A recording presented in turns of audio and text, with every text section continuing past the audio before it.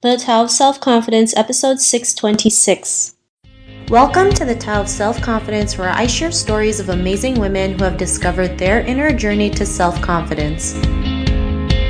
Visit our website at thetaoofselfconfidence.com. Your inner journey to self-confidence awaits.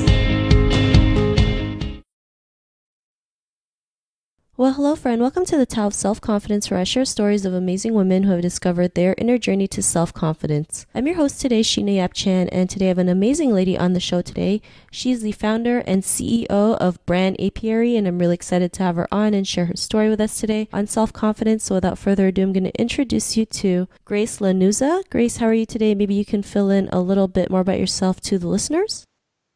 Hi, Sheena. Oh my goodness. Thank you so much for having me on. This is such an honor. I've heard so many great things, and it's so amazing to be a part of like your lady boss posse that you have on your podcast. So, hi everyone. Thank you so much for tuning in and listening. So, as Sheena had said, I am the founder of a Brand Apiary. So basically, what we do is we help companies level up their brand strategy and their digital marketing. So, yeah, I love branding. I eat, live, breathe it pretty much. Awesome. Well, thanks for sharing that. And Grace, what's your cultural background?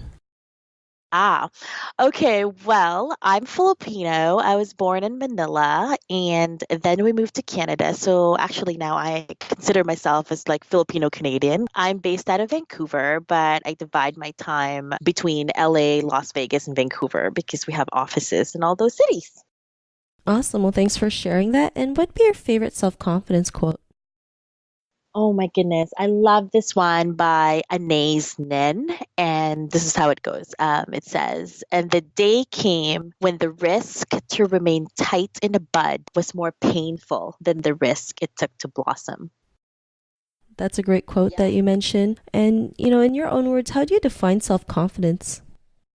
I was thinking about this the other day because I mentor a lot. That's like my, you know, favorite way to give back, especially to young women in business. And somebody asked me that question. And really, for me, for myself personally, my definition of self confidence is actually that feeling. It's like this feeling when the fire is like lit within you. It's kind of like that type of feeling when you're like, yes, like I can conquer the world. Awesome. Well, thanks for sharing that great definition. And I totally believe as women, we can all conquer the world. So thanks for sharing that. And, what was your life like before your discovery of self-confidence? Wow.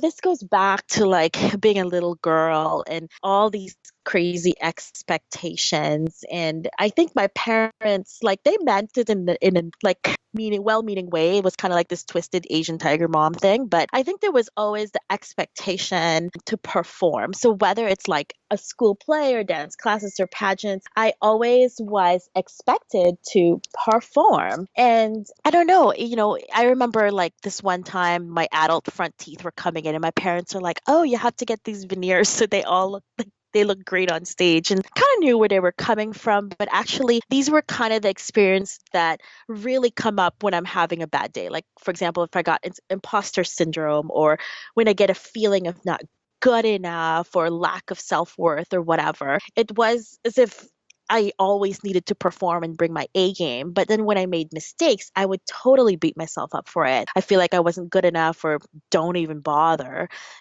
But I think these are the experiences that I really talk, and I really made that the reason to be unapologetic about the way I want to do things now and the way that I want to shape and mold myself as a human and as a woman of influence, for sure. Thanks for sharing that. And I think that's something we can all relate to, especially making mistakes, fear of making them, and living through other people's expectations, especially, as Asian women, right? It feels like we've always been told what to do. We just live that one way of life and never kind of go out of it. But what was that point in your life when you realized that you can be, the person that you are today, have that confidence to go out there and do what you love? What was that aha moment? Oh my gosh.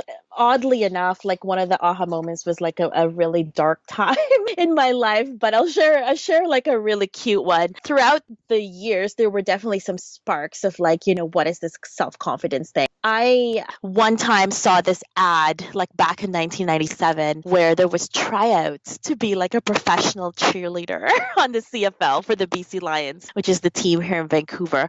And I was like looking at the ad and I remember having a conversation with myself and I said, if I don't do this now, I'm never going to do it. So I did it. I went to the auditions on a whim and I got there.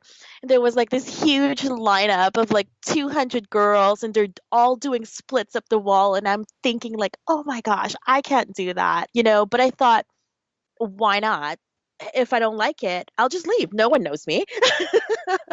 But I made it. I made it on the team. And so those were the moments that were really defining where I felt like I accomplished things on my own terms. And there were very dark moments, aside from that. Like that was a very happy and triumphant moment. But again, the dark moments, those were the ones that I really used to propel myself and just decide to power through and show up for life. It's one of those things. It's like be a big girl and like show up. So, for example, I got married at 21 at a very young age. And by 23, I was divorced. And I thought, oh man, like, holy crap, like, who would want me now? But the realization that there was, wait, your whole life is ahead of you. And I'm like, now is my chance to decide wherever the hell I want to be. And I did just that. I think that moment was a turning point on how I really understood and I really began how to truly love myself. And again, being unapologetic about it.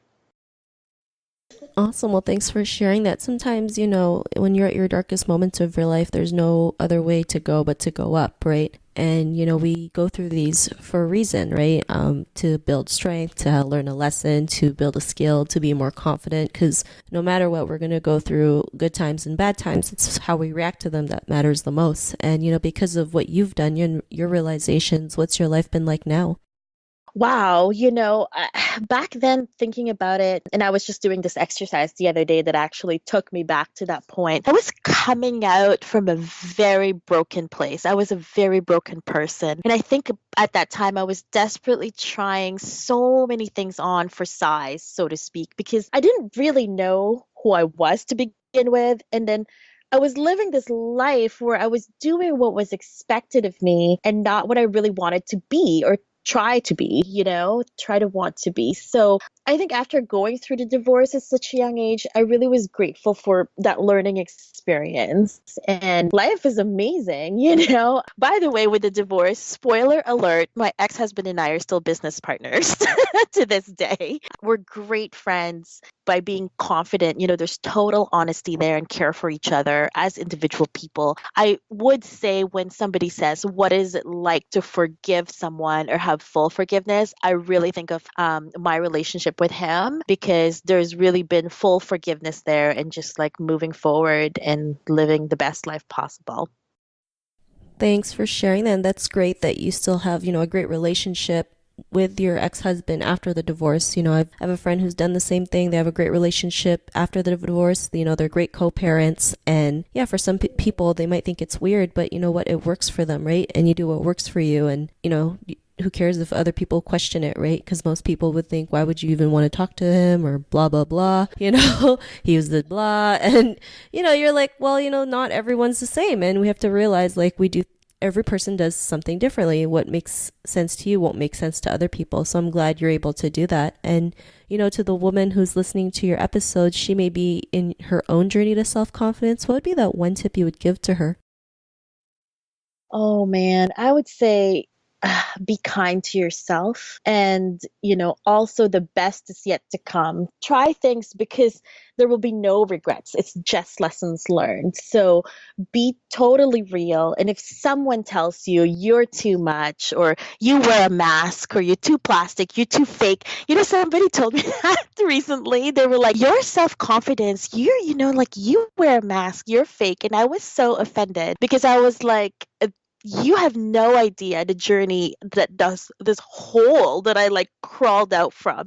So I said, screw him. Just do what makes your soul sing and what nurtures your entire being because you come first. If it doesn't light a spark in you, leave it. What is coming around the corner is so, so, so much better than what you already have now. So the best is yet to come.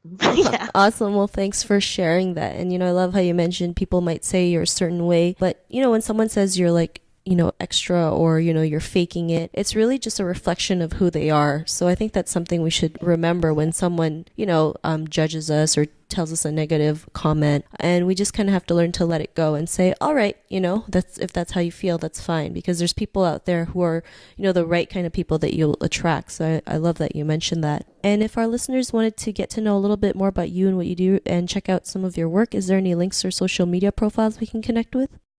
Yeah, absolutely. I'm always on Instagram. I love Instagram, and my handle is at it's me, Grace L. And then also you can find me on a platform called Pick My Brain. So we can just link it right below, but it's pickmybrain.world. Awesome. Well, thanks for sharing that. And to our listeners, if you want to connect with Grace, you can also head on over to thetaoofselfconfidence.com and search for Grace's name. Her show notes will pop up along with everything else that we talked about. And I really just want to thank Grace today for taking the time to share her story and tips with us on self-confidence. So thank you so much, Grace. Oh my God, thank you so much for having me here. It was such an honor. And yeah, I'd love to hear from you. So hit me up on social media with all of your self-confidence stories, and let's keep it going.